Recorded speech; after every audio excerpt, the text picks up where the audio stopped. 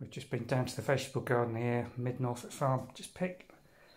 I've never grown an onion that size before. It's not the biggest one out there either.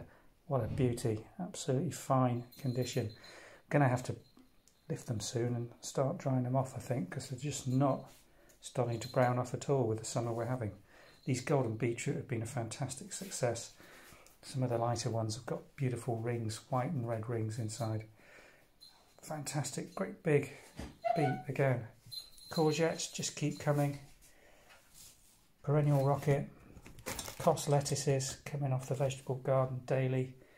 Potatoes, should have picked these earlier, they're well beyond new potatoes, just getting a little bit of scab on them. Again, should have been picked a bit earlier when they were cleaner, like there, that one, that size really.